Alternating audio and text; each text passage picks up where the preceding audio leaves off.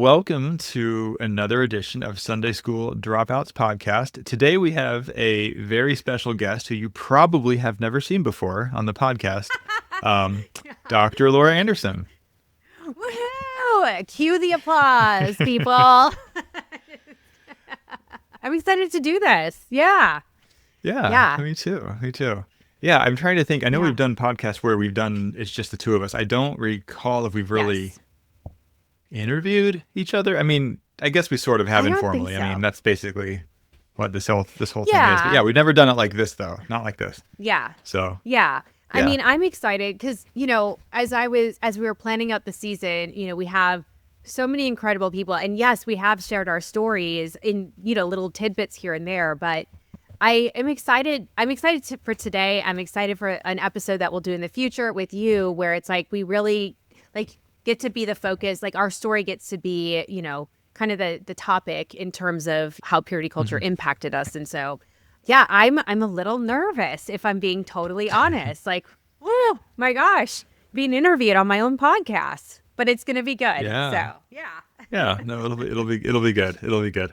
Yeah. No, it is different when you're not the one doing like the interviewing. So I get it, but it's all good. I think nerves are normal. Well, I'm definitely this whole season and has been, I think, been great so far talking about purity culture. Just so many different angles, and then this month specifically getting to focus more on domestic violence and abuse dynamics and the way those show up and not just show up but are enabled and created by purity culture dynamics. I think that's been such a good thing to talk about, and so I'm really grateful for you being willing to talk about this and more of a from more of a personal perspective. So thank you. And before we get started, just our quick disclaimer as usual. We recognize that some of the topics we discuss in any episode may bring up feelings, emotions, and triggers that may require more processing or be too much to handle right now.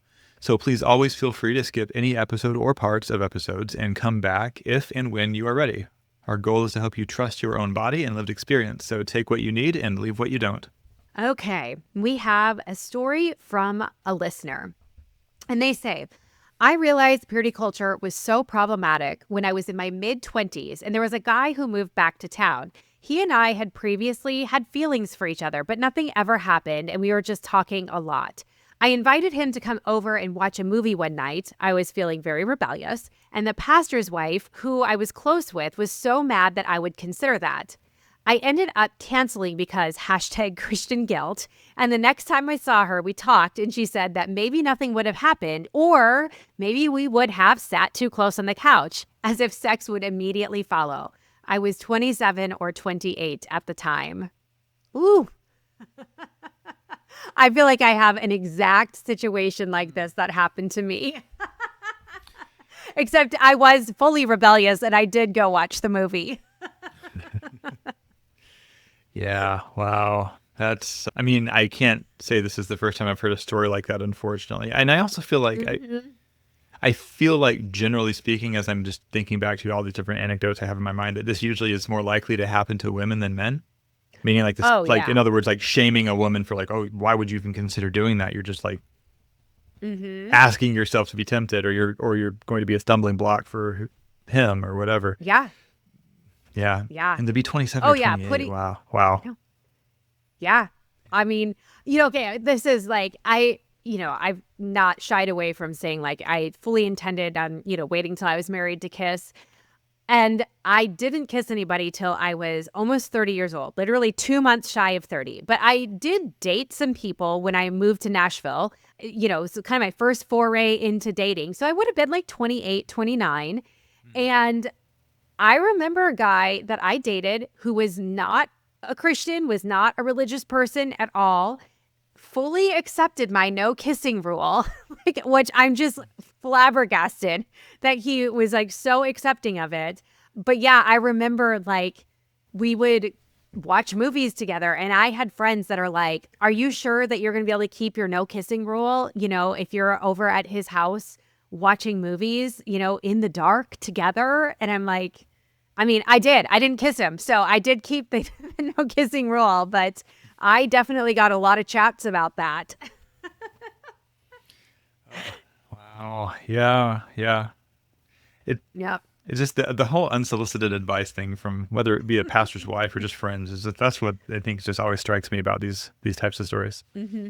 Mm-hmm. So fun. So fun. So we have some questions from listeners here. And the first one says, I was taught that my body was a stumbling block, that my value was in how modest or, quote, pure I could appear. How do I rebuild a relationship with my body that's not based on control or fear?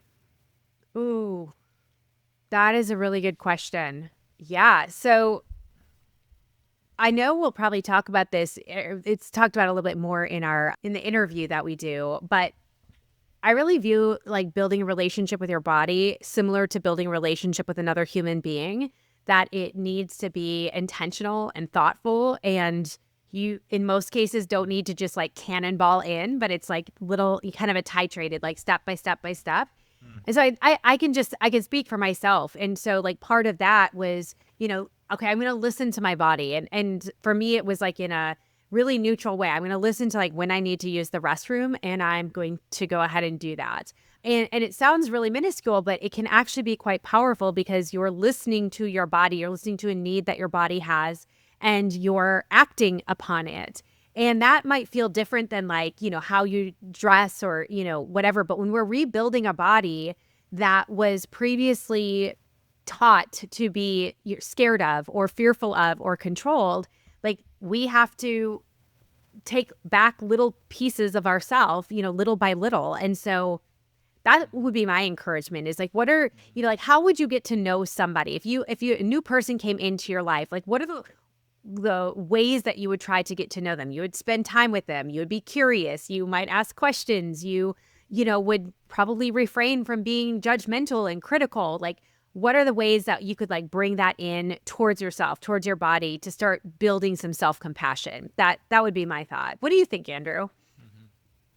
Yeah, I mean, I agree. I think it's really helpful to start incrementally in small ways, but ways that aren't where the stakes are very low. So in other words, like especially around ideas of modesty and purity, around ideas like sexuality, I wouldn't necessarily start by trying to tackle sexuality head on. Like like what you said, the first thing is really just noticing like little things, like noticing when you're hungry, noticing are you sleepy or not? How did you sleep? I mean, it's as little as just noticing some of those basic things, those basic building blocks, and going from there. I mean, and yes, eventually you'll get to the bigger things, but it's the same way with like what you said, like rebuilding a body, like that idea. Like, I mean, if you had an injury or something like on your physical body, say like maybe you're like a triathlete and your goal is eventually to get back out there and do all that, but you've had some kind of a catastrophic injury, the first thing you're not going to do is you're not going to go back out and be running on the road. You're not, or doing a marathon, or certainly not doing a triathlon. You're going to start by like little things, like can I stretch? Can I do this with my hand? Can I feel my hand? What does that feel like? I mean, you're going to start with small incremental building blocks, and like where the stakes are low, it's bite size, it's easier. And I think that's the importance. It's understandable. We want to like heal. We want to heal completely, and we want to do it fast. But like I think really slowing it down and realizing that's actually how we heal and make our bodies feel safe again is how to do it. Yeah, I love that. That's so good. The next question we have from one of our listeners is, how do I untangle what I actually believe about sex from what I was taught? Oh, that's a great question. I feel like that's something I talk to a lot of clients about. The first word that comes to mind is curiosity. And like curiosity is supposed to be void of judgment. So it's not about like, why am I thinking this or whatever, but like, oh, I'm noticing that something is coming up. Maybe it's, like a visceral reaction or a gut reaction or response that I have to something. Maybe it's just, a belief, or we're having a conversation or something.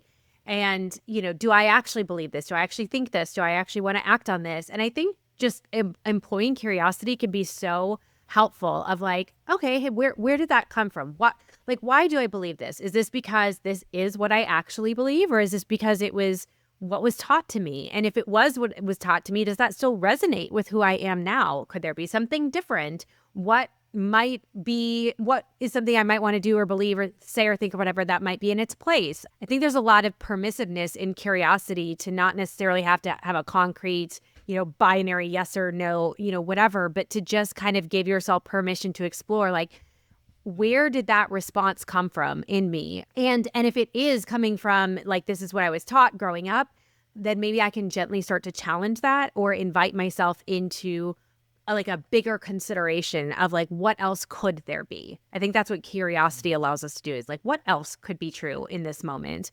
And that can give us help in, like, what our next step is. Yeah, that's where I'd go with it. Yeah, for sure. I think curiosity is great. Absolutely. One way I definitely, of course, I mean, as a clinician and therapist and all the things, I definitely use internal family systems or parts work to approach this, because it's really easy, even as we're moving away from more of a purity culture construct, to be like, well, do I believe this or do I believe that? And usually it's never that cut and dried. It's not usually a binary of, well, it's either this or it's that. There's usually a lot of nuance.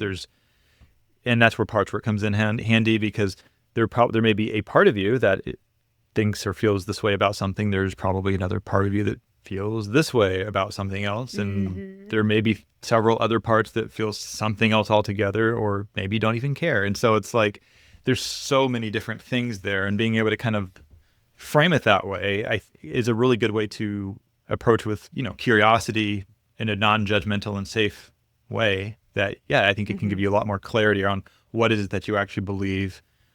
Where are these beliefs coming from? Because sometimes the things that you think you believe, maybe when you actually get down into it, okay, maybe I don't actually believe that. I recognize that is in fact coming from my upbringing. You never know. But like you said, curiosity absolutely, I think, is like paramount. And that is one of the big things I always circle back to. Yeah, I agree. Stay curious, y'all. That's the best way to do it. So cool. Purity culture taught me that my only value was in being a wife and eventually a mother. I intended to save myself for marriage, but when I was 19, I met my Prince Charming. Knew right away, like, he was the one for me. He had money and lived across the country, and I'm from the South, so I'd always wanted to get out of the South. So moved across the country and decided that we could go ahead and have sex, because he was the one for me, my forever partner, so we could just go ahead and start forever together. He quickly became emotionally abusive and violent at times, and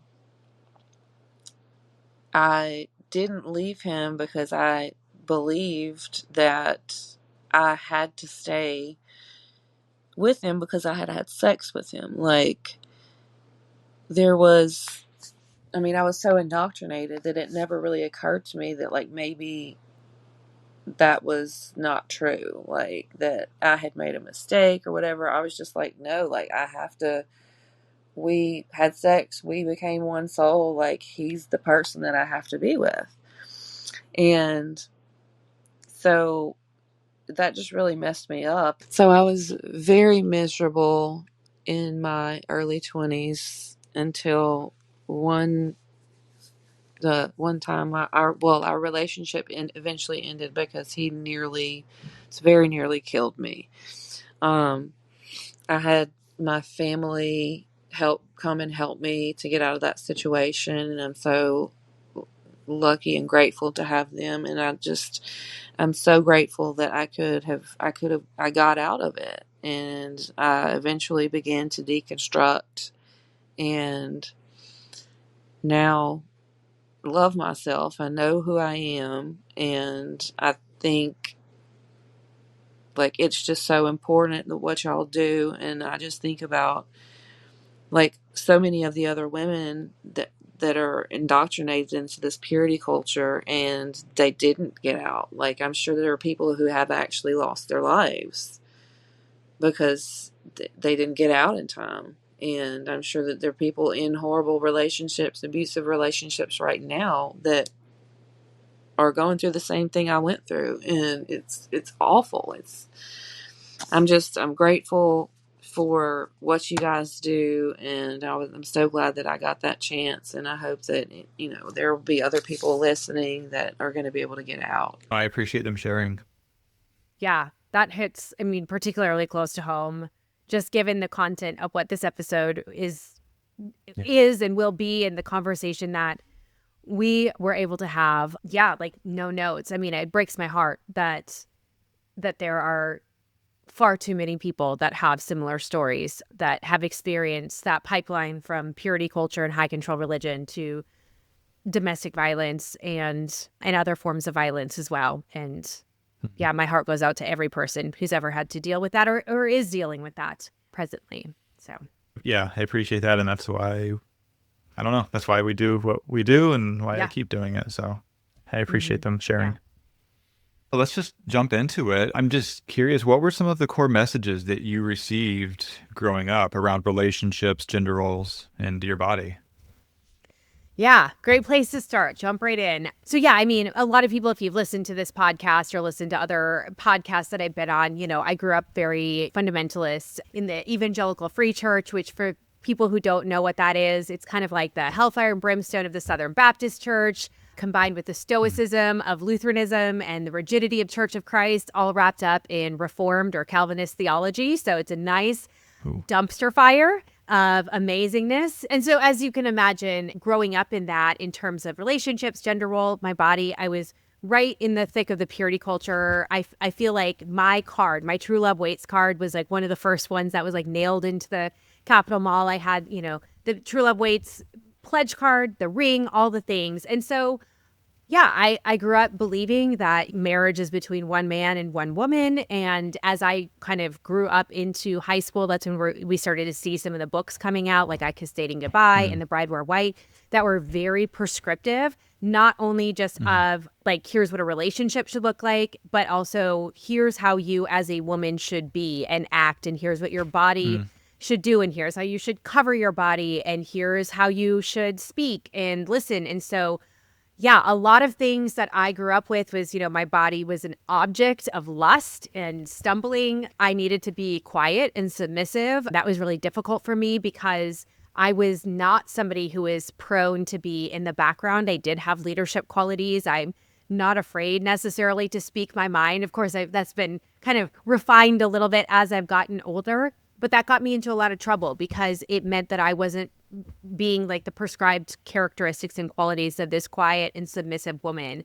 I also learned a lot about my body in terms of having to cover it up. I had to, you know, make sure that men in particular were not lusting after me. I had brothers, and so that message felt particularly intense because I was living with boys who experienced stumbling and lusting, and they would talk about how difficult this was. And so I felt an immense amount of pressure as a woman, not only to be modest, like as a way to model that to other people, to protect my literal brothers as well as my brothers in Christ, but I felt like, you know, just a great sense of shame over my body and the power that it had to make these great men of God stumble. So yeah, I mean, I feel like what I learned is very much echoed in so many of the guests that we had. But I think what's important to recognize is that it really did start to develop into a hatred of myself, a lot of shame, a lot of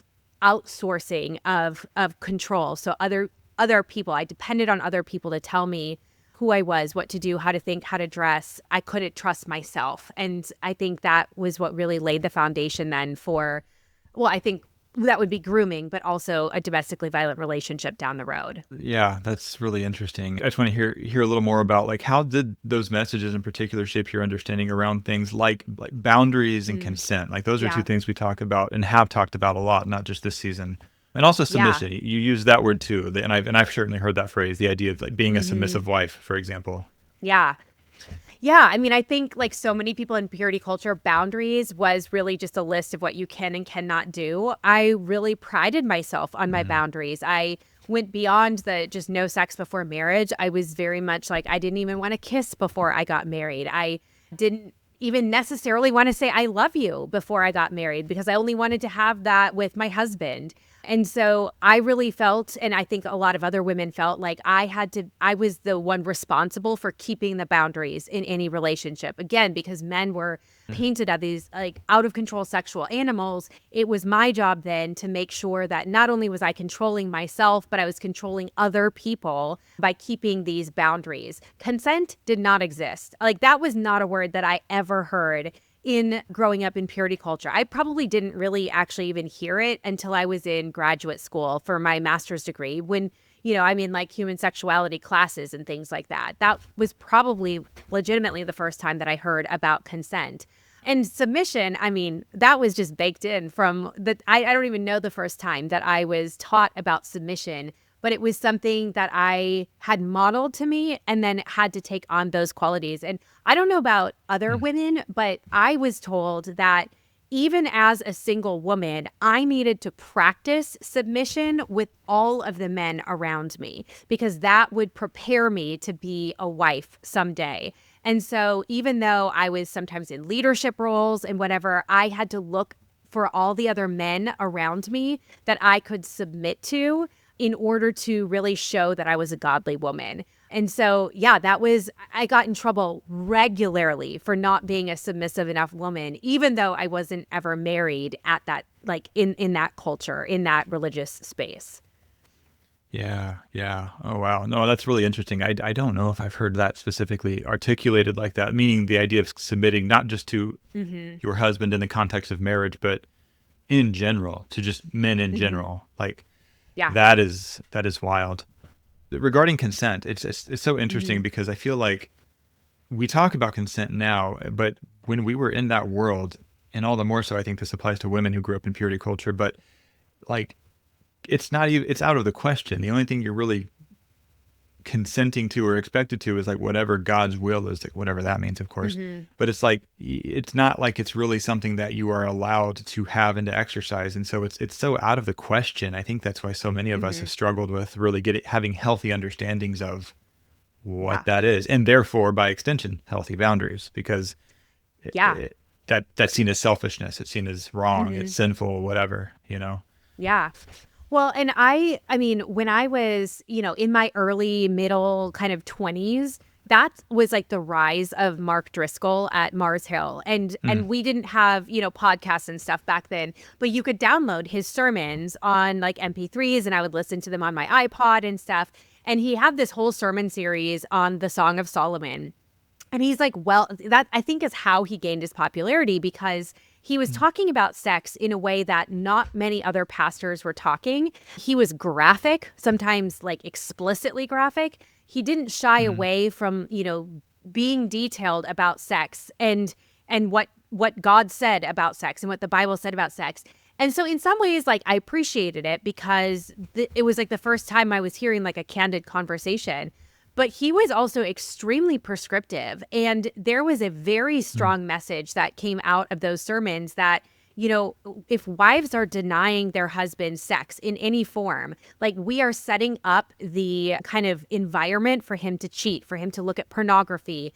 And if he did do those things, yes, that was his quote unquote problem and his sin. But ultimately, wives then were at least partially to blame because it meant that we weren't fulfilling our husband's sexual needs. And I believe he went so far as to say, like, if your husband wants a blowjob and you say no, that's a sin. And I remember being terrified, like thinking, I'm going to have to do this even if I don't want to. Like that did not sit right with me. And yet I didn't have language around consent. I didn't know that saying no would be an option. And that was something that really bothered me, was thinking that when I get married, I'm going to have to do things that do not sound appealing to me or that I wouldn't want to do. I don't have autonomy to make that choice, but that was just what was expected. Yeah. Wow. That is a powerful anecdote. Yeah. It's funny. Like, I mean, on one hand, that does not surprise me given the source of who said that, but also that is still shocking. I actually had not heard of that particular reference before. Yeah. But I mean, I mean, there's no way around it. I mean, that is inherently that is sexual abuse and grooming for such right there. Yeah, absolutely. So, absolutely. I think perhaps this is one of these moments, but I was wanting to ask, as you look back, were there any specific teachings or cultural moments that stand out in your mind as, grooming you to accept control or coercion as love? Yeah. I mean, I think, what I said there is a little bit of that. I really do view purity culture as like a system of grooming. And I know we'll talk about that more in terms of like how that led to a domestically violent relationship. But I think just this whole idea of, your body is not your own, that your body is an object, right? That there are specific roles, that your job as a wife is really to say yes all the time to your husband, that you are basically there to fulfill his sexual desires, his sexual needs. I think those were all, even if they weren't explicitly or overtly spoken, they were implied all the time. And so I see that now as like this slow but persistent kind of like stripping away of autonomy and voice and choice, a sense of empowerment. And everything was spiritualized. It wasn't just like you're saying no to your husband. It's like you're saying no to God's design for marriage. So there was always this like higher spiritual consequence if you were to deviate outside of what this prescribed marriage or prescribed role was. And, we've talked about so much like purity culture, there is this major undergirding of control that is kind of all of the practices.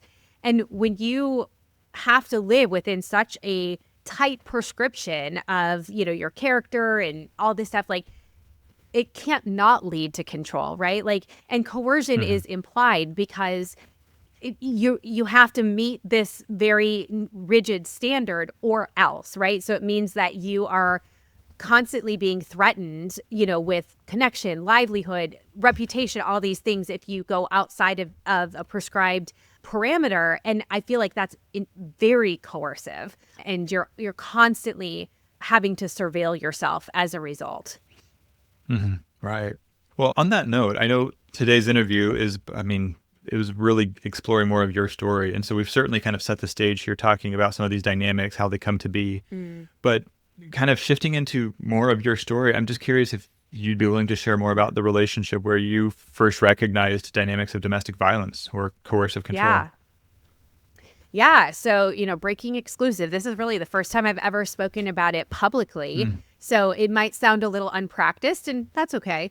Yeah. So, whenever I left my kind of home church, it's where I'd been for 20 plus years. I really didn't want to repeat those. I was kind of starting to deconstruct. We didn't have those words yet. I didn't want to leave church. I didn't want to leave religion. I wanted to be a part of a church. I just didn't want to be a part of the church that I was at. I didn't want to go back to somewhere like that. And so I ended up going to a Southern Baptist church, which is every bit as rigid as, where I was. But the one thing that they had at this church was that there was an acceptance of questions. Like people could ask questions and you were not immediately ostracized. And so I found a lot of comfort in that. It was a much smaller church. I'd gone to a very large church before. So this was a very tiny church. And as luck would have it, I met a guy there who, I just like fell for almost immediately, which now I can see as like definitely a red flag. But yeah, I think what really drew me to him is that I was asking a lot of questions about religion and spirituality and faith and what it meant to follow God. And he wasn't afraid of those questions. And he encouraged those questions and would even push back against some of the things that I had been taught about what a woman's role is or what relationships are supposed to look like. And it felt so good to not only be able to ask them, but to have a discussion about them and to not be ostracized as a result. And so as weird as it sounds, like I think that was actually kind of part of this love bombing process where he was really speaking to some deep needs inside of me to be heard and witnessed and seen and validated that I had never experienced before. And on top of that, he went to church, right? So he's this like good Christian guy. Right. And I'm thinking, wow, like he is the exception, not the norm. Like this is really incredible. And at the same time, I was starting to like tune into my body enough to realize like sexual desire was a thing. I'd shut everything down until that point. I hadn't kissed anybody. I had, like I'm almost 30 at this point. Like I had never engaged in any sort of like physical, romantic connection. And all of a sudden I start having these, physical desires. And then I'm starting to question all the things that I've heard about purity culture.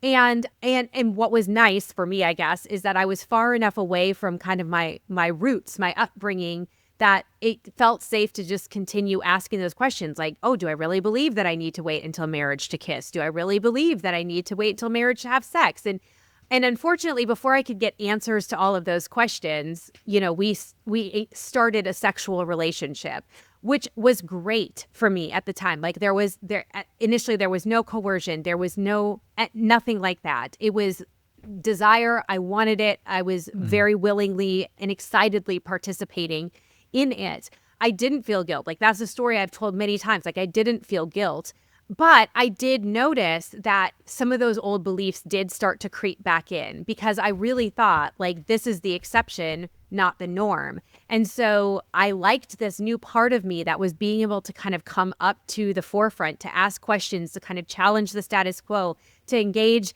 in, that sexual side of me, right? And so I really felt, I look back now and I know that I started to feel very early on that I might have to like stay in this relationship because I don't know that I could ever find somebody else like this again who claims to love Jesus, but also, can go have a good time and can have these conversations and doesn't need me to be this quiet and submissive woman.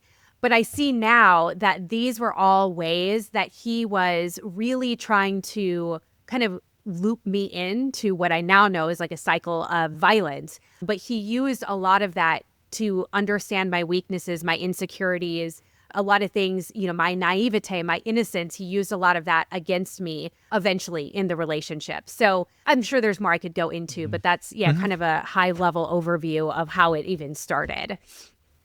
Yeah. Yeah. So I'm curious, were there moments that did feel like red flags in hindsight, but felt familiar or even comforting at the time? Yeah. I mean, I remember his sister, we were also friends because we all went to the same church. And I remember her calling me one day, and I should say I was in therapy myself for the first time during that whole period of time.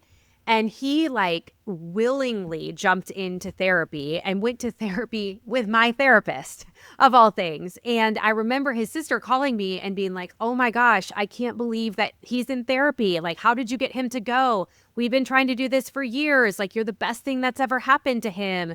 I had other people that would tell me things like, he is really kind of leveling up with you. And in my mind, I'm like, I don't know what you're talking about. This is kind of like my dream guy. He's like showing up for me. I mean, and he would do that. Like he would show up for me in hard moments, but moments that wouldn't have been appropriate for him to show up, right? Like he knew that I was in a job that was actually pretty physically dangerous. We were in the same small group. And so, we'd have our prayer group time and I would share I'm in this job or whatever. And he would get really angry on my behalf. And he would send me things like, here's how you need to protect yourself. Here's jobs that you should look into. This, all these things that I was like, oh, wow, this guy really cares about me, but was definitely not appropriate for the time, but was creating this bond between us. Like he's very protective of me and all of these things. And here's all these people that are like, wow, like you're such a good catch. And he's really leveling up. I can't believe, like all these things.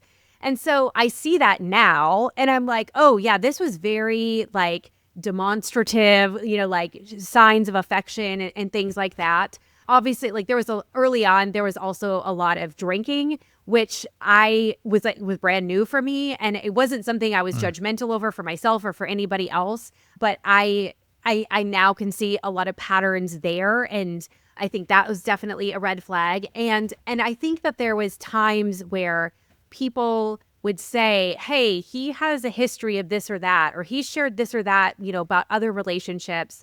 And because I was a therapist, because everybody was like, wow, he's really leveling up, I really thought, well, I'm the person who's different. I'm the person who can save him from his own childhood trauma. If I can just love him enough, like he's going to make these changes for me. And obviously that's a red flag now.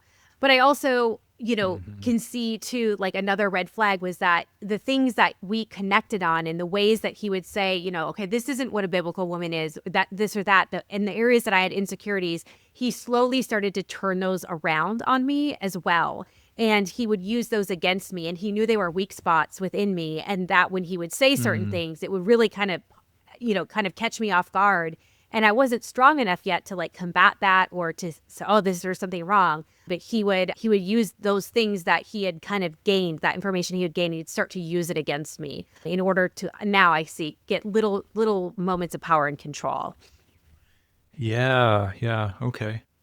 Okay. Yeah. I'm curious. I'm really curious to hear more about that specifically, Mm. kind of like some of the way that these behaviors showed up from like the way that he was interacting toward you, and like so what were Mhm. some of the tactics of, control or coercion that you experienced that at the time you understandably didn't maybe have Mm. the language for?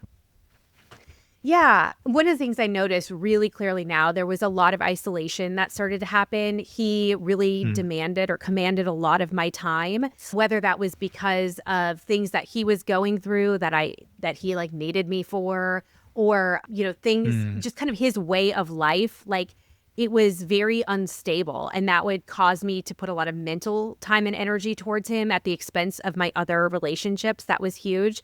There's a lot of minimizing of his behaviors, whether it was drinking or the things he was doing while he was drinking.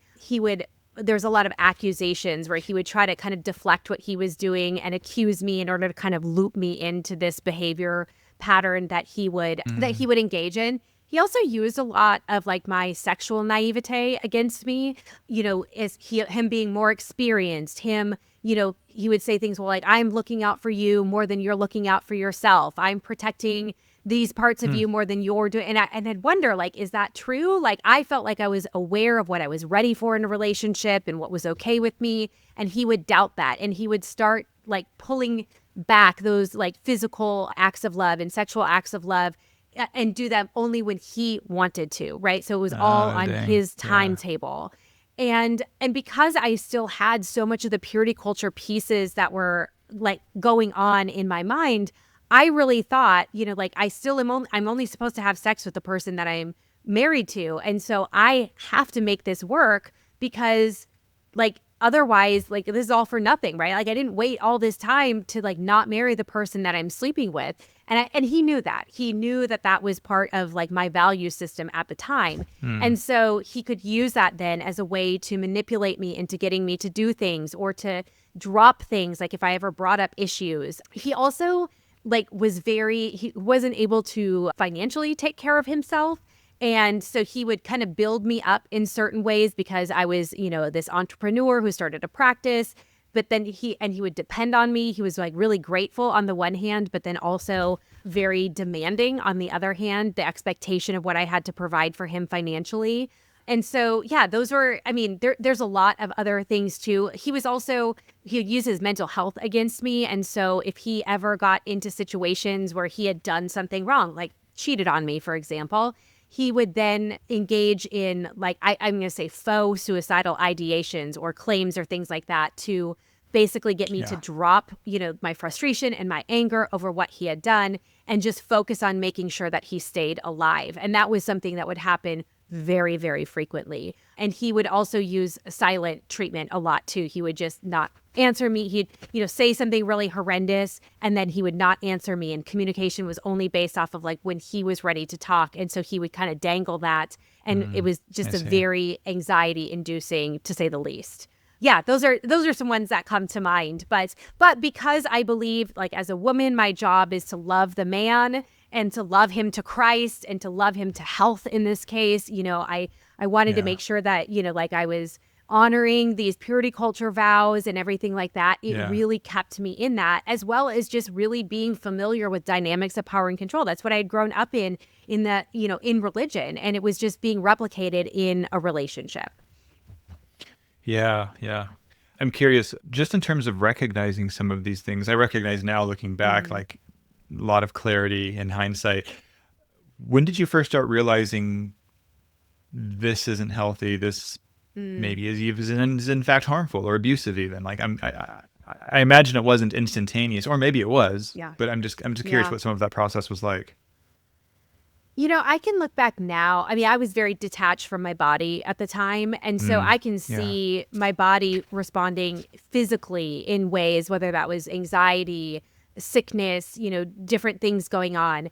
But I did have a moment, and that we had been together for about a year at that point. And I remember writing in my journal, I need to find this journal entry where I really thought that I only had two choices. I could stay in this relationship or I had to go back to fundamentalist religion. So I wasn't really going to church at the time. I was feeling a lot better actually as a result. Like my anxiety had decreased, so less self-blame, self-judgment, things like that. But I really thought I have two options. I either stay in this relationship or I go back to this lifestyle, and I have to essentially choose the lesser of two evils. And it took me about 6 months after that point to go, like, maybe there is a third option. Like, maybe I don't have to choose either of these. And I didn't know what the third option was. I just, like, going, maybe there is another option was enough of like a crack in the foundation to like give me some breathing room to go like, well, what would that look like? Like, what would it look like to not have him in my life in this way? It still took about 6 to 8 months to actually like get him out and, those sorts of things. But there really was for me a moment of like, maybe there could be something. And then I think this is true for a lot of people who have endured intimate partner violence or domestic violence, where you kind of have this like wake up moment where all of a sudden you see it for what it is. And like they do something, and comparatively, it might not even be the worst thing in the world. Like for me, this is so weird, but he would sabotage a lot of things, whether it was, plans with friends or professional, like work related things. He would always have something come up so that I had to divert my attention or to him or stay with him or whatever. And I remember one morning I'd woken up, he'd been up all night, he knew I had a really important meeting and he'd been up all night, doing whatever. So I couldn't fall asleep. And I was like banging the cupboard doors. I was like, I don't care. I'm like, I'm just getting out of the house. I got to go to this meeting. And he woke up, he was sleeping on the couch. He woke up and he spit on the floor. And for whatever reason, that was so appalling to me. And in the grand scheme of things, that was not even close to like terrible, like the things that he had done. But it was like that moment was really instantaneous. And I was like, well, that was like disrespectful. And like, I couldn't unsee it. And that for me was like this moment of going, something, I think we're going to be done now. Like this is like the beginning of the end. And again, it still took me many, many months to actually like be able to act on it. But it was really, I think a lot of people coming out of domestically violent relationships, or maybe even religion too, will have a moment where it's like the light gets turned on and they can't unsee it. And they have to act differently as a result of it. And even if it's not like the worst of the worst, it's like this moment of no return. You just can't go back after that. Yeah. Yeah. Oh, wow. Mm-hmm. I'm also interested, what role did, or maybe, I don't know, what role did faith communities play in all of this? Like, did you seek out any help, or were there still connections there? Just how was their response? What role did they play in all of this? Yeah, I mean, so without giving too much information away, a family member of his was the pastor of the church that we went to. And so I was very aware that I would not have the support of a faith community if I were to say what was really happening. I did know that they would believe me because he had this history behind him. But I also knew that if push came to shove, sometimes blood is thicker than water, right? And so I knew that if people had to choose, they would choose him. I also really struggled during that time because I knew that I was engaging in behaviors that would be considered sinful. And so I knew that if I were to be totally open with people, they would say things like, well, you're having sex before you're married. Like, this is part of the consequences of that. And I remember sharing that with a therapist at the time and just saying, like, I feel like I have to keep everything hidden. And that was part of the isolation too, was that I couldn't ever be honest about what was happening because we were doing these sinful things. And I knew that that would be used as a justification for the treatment that I was receiving, because that's how high control religion worked. So yeah, that was really difficult. It created a lot of isolation within me for quite some time. And to be totally honest, I did lose all of my friends. Like I lost that faith community. There's some really great people that came trickling back, but like whenever I left that relationship, I knew that it meant leaving all of like the friends that we had would all go to him. The church community that we had would all go to him. And that was part of what I had to grapple with, knowing when I was going to leave. Wow. No, that's like, I mean, when you frame it that way too, like it's not just a relationship. I mean, it's like everything, basically. Yeah. It was everything. I appreciate that you also touched on the dynamics around secrecy and shame Also isolation, that was the word you used, I believe. And just because I hear that so commonly or so frequently, both personally but professionally, given the work we do, of course. And that is such a common thread where it's like the person who's enduring this basic, domestic violence, abuse and what have you, like they maybe even recognize like this is not okay, but just because you recognize something's not okay does not mean you have the support or the resources to feel like you can do anything about it. At least not for a while. It's like there's a build up to that moment, it seems like. Yeah. I know you mentioned that anecdote, like the spitting, like that was a big aha moment kind of that really landed for you. In addition to that, what did it take for you to begin recognizing that what this was actually abuse? Because I know there's a lot of folks, that word abuse, like that's a heavy term. And a lot of folks don't want to use it for quite some time. And so I'm just interested, what was that process like for you, coming to the recognition that this actually is abuse? Yeah. It took me a very long time, even well after having kind of taking him out of the house, out of my life, everything like that, to actually use like the A word, right? Abuse. I did have a couple pivotal moments. I had kicked him out of the house. He still kept coming back around, as is very common for, people in domestically violent relationships. I remember the day where I basically had to kind of bait him into coming over because I wanted to give him all of his stuff and say, like, you have no more reasons to come back over here. Nothing of yours is over here. So I got him to come over to the house, and lo and behold, I was like, here we go. Let's pack up all of your stuff. And something in my bones knew that was the last time I would lay physical eyes on him. And I, to this day, that is true. It still took a lot of, him showing up and me not answering the door and calling and texting and emailing and all these things to get him out of my life. But I knew that would be the last time. So there was something in me that it was like the biblical term, like the scales fell off my eyes. And I started looking at my journals, and I started to not really understand who said what. Was it him? Was it my pastor? Was it the church? Like these sorts of things. And so that's when I started to recognize dynamics of power and control. But it took me probably 3 or 4 months. And my therapist had like literally just gone on maternity leave. And so I sat on this like information for like 3 or 4 months. And probably within a few sessions of her getting back, I think she was accurately able to name this as abuse. And it took me a while to like say that, like, this is what it was. I don't remember the first time that I said it, but it was kind of like this slow heaviness that descended in having somebody else witness that for me, and to have somebody else feel fear on my behalf of like what he might potentially do when I tried to cut things off permanently and whatnot. And that was really pivotal for me to experience that kind of through somebody else's eyes, and to know this is really, really serious. And yeah, then probably sometime in the next 6 months or so was when I really did start to then say like, okay, this was abuse. This was domestic violence. I also read a book called Why Does He Do That by Lundy Bancroft, which is kind of like the the Bible of domestic violence. And that was also very pivotal to hear him talk about what domestic violence is. And because I thought, oh gosh, no, like he never hit me, quote unquote. And he didn't, he never backhanded me. There was other instances of physical violence, but in my mind, I justified it. Well, that, it was this that led to this, right?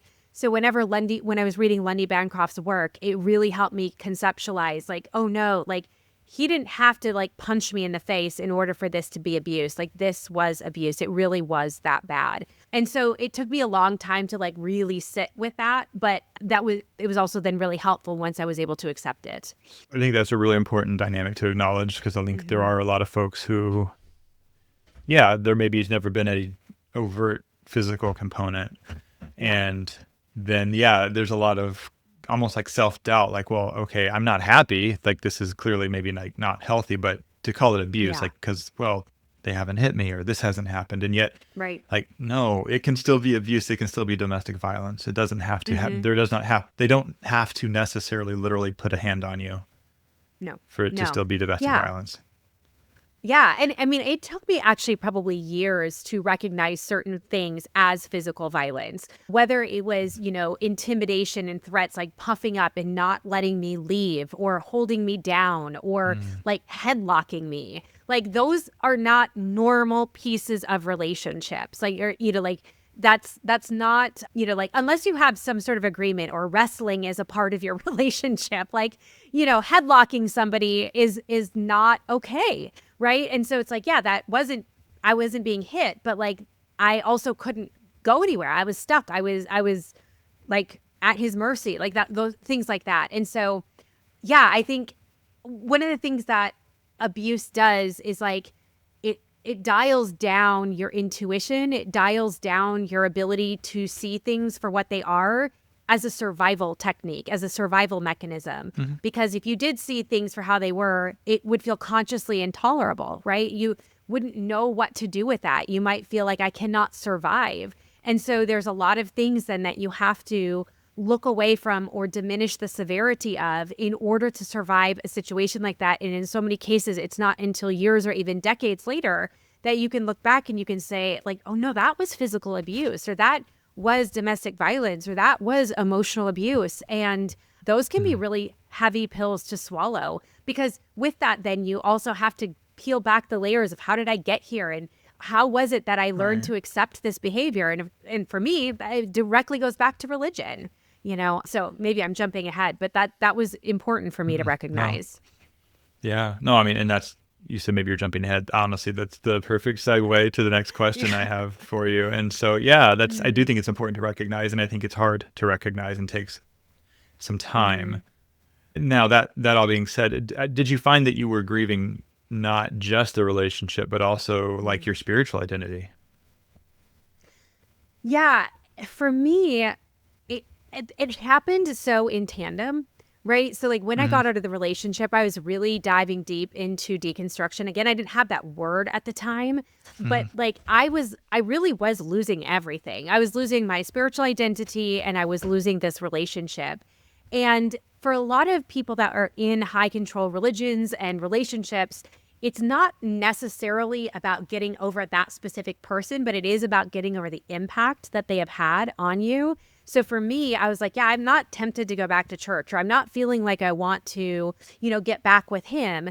But the impact, like what they took from me, what those relationships, that religion, that environment did to me, that's where the real work was. And so that was a lot. It was a lot, because I'll also say that at the time, like where we were at, like chronologically and traumatology and things that we're doing even as therapists, is we didn't understand trauma the way that we did today. And so I really thought, if I can just like cognitively deconstruct these things, if I can just mentally understand this relationship and what he did to me, then I'm going to be okay. But my body was telling a very, very different story. I got way, way worse, like physical symptomology, before I ever got quote unquote better. It wasn't until, probably 6 or 7 years after that I really started to understand trauma in the body. And so, yeah, there was a lot of grief and confusion and shame that I couldn't get rid of this physical symptomology, even though I had left that system and that relationship years before.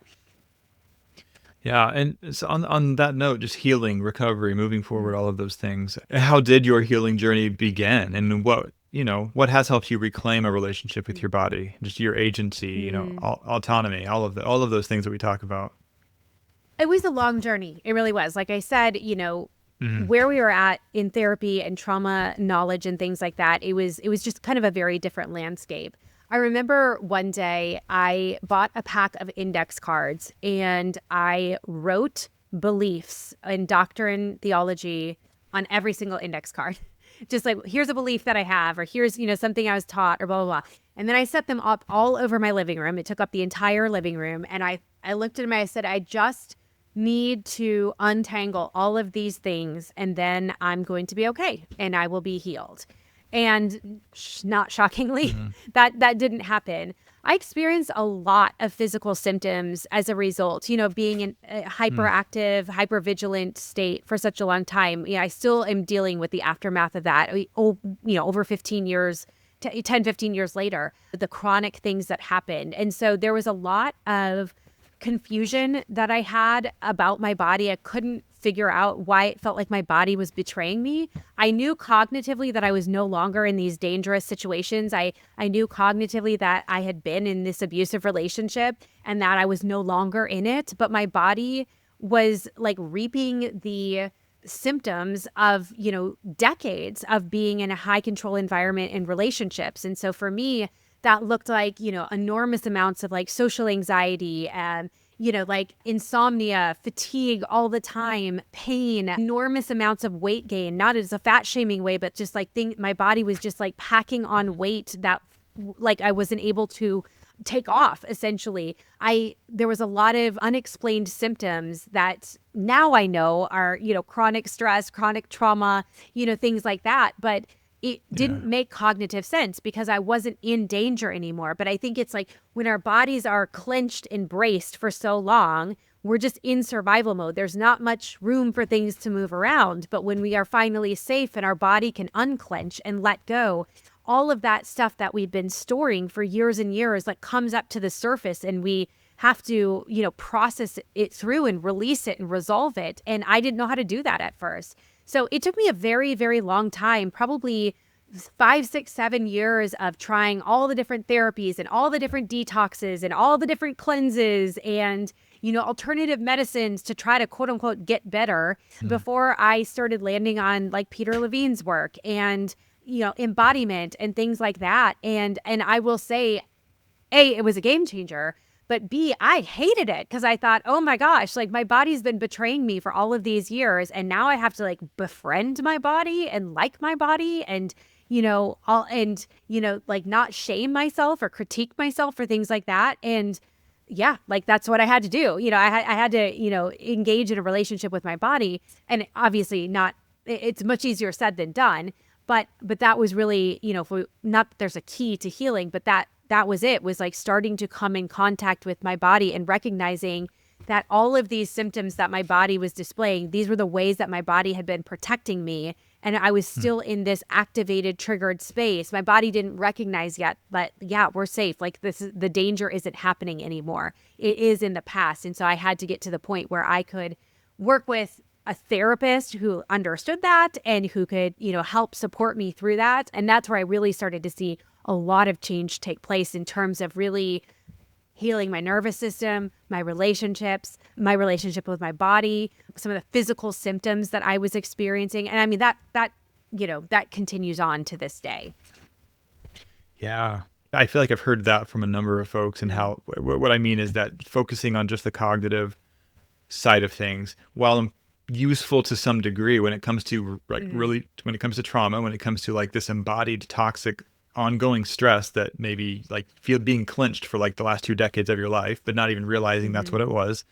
Yeah. It's like you can cognitively recognize irrational thoughts or cognitive distortions or just even behavioral patterns. But the reality is like rationally recognizing cause and effect and consequence and so forth. Like that doesn't help you learn to be present and feel safe in your body. Like, yeah, you can recognize something, but that's an intellectual exercise. That's not an embodiment exercise. Yeah. And I think that's where purity culture really came back into play. So even though, again, I had like cognitively deconstructed and left that years before, right? Like I still was totally disconnected from my body. And not only that, but I still believed those messages about my body, that my body is dirty and gross and disgusting and sinful and shameful and needs to be critiqued and judged and pinched and poked and prodded and all of these things, that I need to, be unkind to my body. I don't need this relationship with my body. And all of that was directly from purity culture. So even though I had left and I could, like we said, cognitively understand the impact of purity culture, like it was still living inside me way after having left it. And the impacts of it carried on way after having gotten out of an abusive relationship or a high control religion. Yeah. I'm curious, what of all of that, what do you feel like has been the hardest to unlearn? Yeah, I really fought with myself for a long time with the idea of a relationship with my body. When we think about building relationships with they're human to human. There's curiosity and compassion, kindness, not rushing to judgment. There's openness, exploration. And that was really hard for me to get on board with. It took me a very long time. And it's not lost on me. Like, I don't trust people very easily. And I've noticed in my human to human relationships, it takes me 18 to 24 months to really feel settled with somebody in terms of like, okay, I can trust you. I can show up as myself, you know, and it's a long process. And it's not lost on me that that's about how long it took with my body too, of like every day, like painfully showing up and being like, okay, I'm not going to criticize myself in this moment, or I'm going to extend, it wasn't even kindness. I'm just going to extend neutrality towards my body, or I'm going to notice a cue, like I need to go to the bathroom or, you know, eat something or whatever, and I'm not going to shame myself for it. And so I think that I feel like I'm in a really good place now, but I think back to like 7 or 8 years ago, and I remember Jamie Lee Finch was the person who introduced me to like the concept of embodiment, and I just hated it. And I hated her for suggesting it. And I mean that a little bit tongue in cheek. I didn't actually hate her for suggesting it, but like I think I hated it because I knew she was right. I knew that what she was talking about was actually like this door to healing that I didn't have access to, but I so badly just wanted to keep it in my head and to keep it logical and cerebral. And yet I knew that if I really wanted to experience not only relief, but like actual life, that I had to learn how to exist in this body that I have. And so I think that I say that's probably the hardest thing, because it was like all encompassing. It was a full-time job, a whole paradigm shift that I had to engage in, and then slowly tiptoe into a relationship with my body that's the same way that I would with any other human. Mm-hmm. That makes sense. Yeah. What would you say safety feels like to you now in your body or in your relationships? Yeah. So when I think about safety in my body, there's a giant exhale that happens. I have kind of an image. Sometimes when I'm stressed out or overwhelmed or whatever, there's an image that I can pull up in my mind, and it's like my image of safety. So when I pull that image up, I just kind of like I fully exhale, my chest and my belly expand, and there's like a sense of like I'm tethered. Like I can bend but not break. Essentially, I can sway, I can go with the flow. I feel rooted, and it feels like everything, like the volume on the chaos just turns down.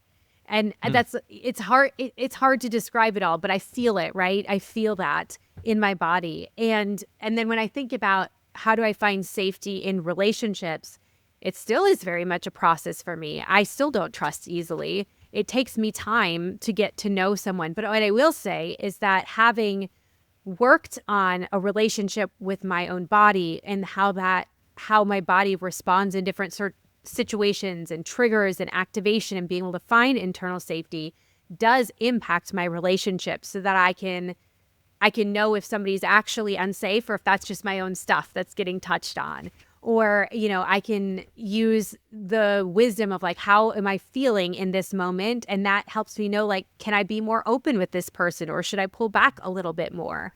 And so I really feel like my relationship with my body very much informs how I relate to other people. But it also then, like, the relationship I have with my body and being able to find a sense of safety, I hope, invites other people then to show up as themselves as well. Like, you don't have to perform for me. You don't have to be something I need you to be in order to be safe. Like, I can be safe by myself, and then you can show up too and be safe by yourself, and we can exist together. And that, I think, is such a gift of this embodiment work and really healing trauma on the level of the body. I love that. A couple of questions kind of just wrapping up, but I always really am interested in what folks will say to these. But so looking back now from where you are today, you know, with everything that you've lived through and healed through, what would you say to your younger self, if you could, you know, that younger self who was trying to follow the rules of purity culture and mistook control for care? Okay, so full disclosure, I hated the book I Kissed Dating Goodbye. I thought it was utter trash. And don't worry, I've actually said that to Josh Harris to his face. So you mean at the time you hated it when it came out? At the time when it came out, I hated it. I absolutely loathed it. And the only reason I ever like picked it up and read it was not, I mean, obviously it was kind of being prescribed to me, but I recognized that my life felt utterly chaotic And this was like a prescriptive path of what okayness should be like. And if I did these things, I would get this relationship. My life would look this way. And as it turns out, that was all about control, right? And so I think if I could go back, I would tell that girl, you're right. That book is trash. Like, you can trust yourself. You may not have all the answers, but you'll figure it out, and you don't have to listen to somebody else. Some other guy who's only a couple years older than you, who really doesn't have that much life experience and certainly doesn't know you. Like, he does not have the corner market on your life, right? And I think that I always had these glimmers of like rebelliousness of wanting to push against the status quo, but I knew I had a lot to lose. And so I think I would just tell her, like, you're not wrong. And it's okay if you don't want to act yet. You're not acting yet because it's not safe, right? But you can trust that, and at some point you can act on it. And when you're ready to just like go, just get out, which I think is ultimately what did happen. But I think I would have just wanted to hold that space of like, you can trust all those doubts that you have. Those are real. And yeah, that book is trash. It really is that bad. So similar question, but a little different. What would you say to someone who is listening to this, who is still stuck perhaps in, whether they're still stuck in the beliefs themselves or maybe just a framework or an institution or a family system that's still in that world? Yeah. What would you say to someone like that who's listening today? Well, one thing that I haven't really touched on through this conversation, though I may have said it at other times, is a lot of my professional work as a therapist has been in working with clients who have endured domestic violence. In fact, that was what I was into. That was my specialty before religious trauma even came onto the scene. Though there's, clear through lines, right, as we're seeing today and from other people's stories. And one of the things that I learned early on in working with clients, and then also myself, is that when we're in these systems that are founded on power and control, one of the ways that is maintained is through the loss of voice, like autonomy, voice, choice, things like that. Your voice is replaced with somebody else's voice. And so whenever I work with clients, whether they're coming out of a high control religion or relationship or family system, is just starting to get in touch with your voice. What do you think? Do you agree? Do you not agree? You don't have to act on any of it yet, but just like, can you listen to your voice and let it just be present, even just for a moment, even if it's totally different than what you think you should be thinking or saying or doing or acting or whatever? Can you just start to get familiar with your voice? And can we then start building upon that? I think that is, like, when I work with clients, like, it is not until they recognize their own voice that they're able to then make different choices. And so, yeah, I would say if you're in that situation, whether that's with a person or a family member or system or religion, is just giving yourself permission to consider, like, where's my voice in all of this? What do I actually think or feel? And maybe someday you can actually listen to it, and that's okay too. But you don't have to rush to it. But yeah, what would it be like to just tune into your own voice? Yeah. No, that's really powerful. Well, thank you. I really just appreciate the vulnerability in sharing what you've shared today. Just your own story. I know we've talked certainly with many different folks about many different stories, and I've heard so many, but I know we haven't really talked about either of our stories directly. And so I do, I really appreciate that. And I think that'll be really helpful for folks to hear. Yeah, thank you. Well, I appreciate having a format to be able to talk on this. And, it is like, we've both seen this in our clients, right? Like this pipeline, right, of like high control religion into high control relationships, or purity culture into domestic violence. And, I actually think it's far more common than people think, right? Like we've talked about, when we embody fundamentalism, unless we resolve that, unless we kind of disembody that, it shows up in all these other places. We just replicate it, not because we're a glutton for punishment or want to control people, but because that is what is our familiar, right? And we gravitate as humans towards what is familiar, even if it's not the most healthy or the most functional. And so, yeah, I think it's important to recognize, like, that is our tendency. It doesn't mean that it has to be our path moving forward. But I think a lot of people actually might find themselves, even if it's not high control religion into a high control relationship, they might find themselves high control religion into something that is equally as controlling or equally as prescriptive. And yeah, part of the way out of that is identifying your own voice and being able to start listening to it over other people's voices and prescriptions for you. And so, yeah, I'm just really grateful to be able to talk about that, even on a more personal level. And hopefully that can resonate with people. So I'm really grateful for the conversation today. Yeah, well, me too. So awesome. Well, I appreciate everybody joining us today. And I really hope that this conversation was helpful and just help some folks have more clarity. Yeah. Just also, if you are in a place where you still feel like you're in the midst of something that maybe, it's not where you ultimately want to be, but hopefully this can give some clarity and courage that, things can change for the better. Well, I mean, maybe that's an okay place to end and say, all God's people said, amen. Amen.